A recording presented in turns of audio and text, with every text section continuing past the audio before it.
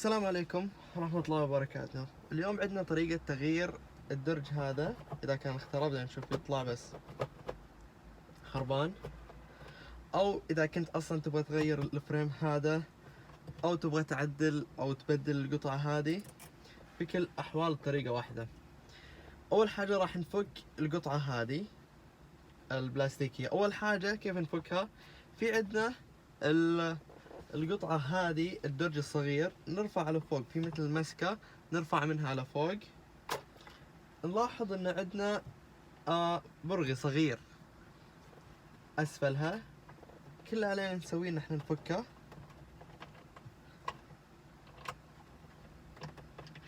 طلع معانا بكل سهولة. الان تحاول اذا كنت يمديك ترجع تقدر ترجع عشان نمسكه. امسكه من الطرف هذا وارفع كليبسات هي كلها. ارفع من الزاوية هنا، ارفع من كل زاوية.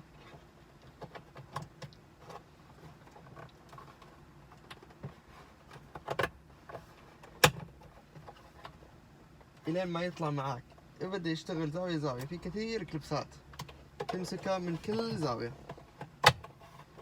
زي ما احنا شايفين قاعد يطلع.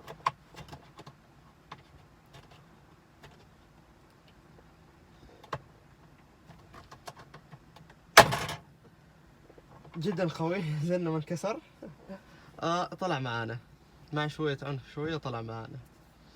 الكليبسات كانت ماسكة بقوة، ممكن زمان ما انفكت، فمسك البلاستيك مع البلاستيك مع الحرارة.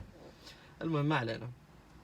هذا الدرج لو نشوف خربان، قطع البلاستيك هي اللي تحت انكسرت.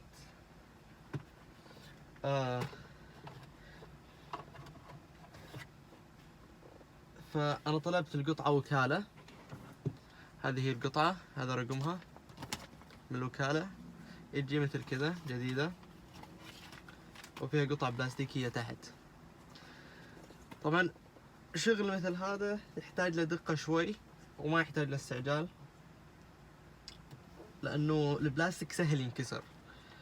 فنجي لطريقة التركيب. طبعا إذا وصلت هذه المرحلة، إذا تبغى تبدل القطعة هذه خربانة، أو إذا تبغى زي ما قلنا تبدل القطعة البلاستيكية الفريم كامل، أو تبدل هذه القطعة، فأنت وصلت. طريقة تركيبها جدا سهلة. ندخل هذه، نشوف في مثل سكة القطار هنا في الحواف اللي تمسكها، ونبدي ندخلها بالترتيب وراح تمشي معانا زي ما انتم شايفين.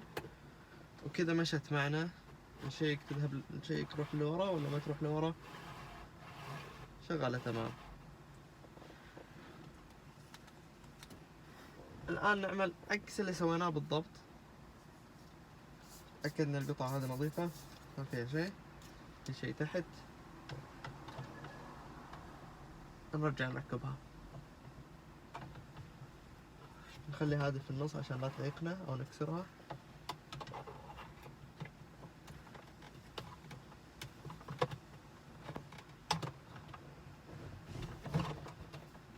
اوكي. والان تبدي تضغط.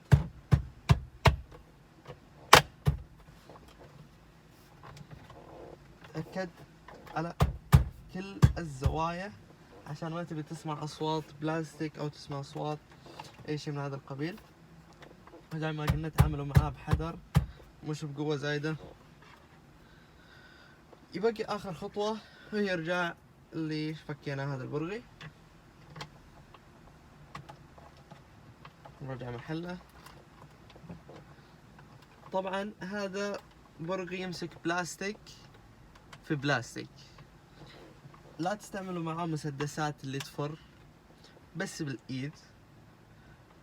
اذا وصل للنهاية، وصل للنهاية، اضغط عليه شوية زيادة. لا تضغط كثير، بس شوية زيادة بحيث نتأكد انه ماسك محله. كل شيء مشي وياك تمام، يقفل يتسكر، كل شيء سهل. اتمنى اني ما طولت عليكم، اتمنى كان فيديو مفيد. اشكركم على حسن المتابعة، مع السلامة.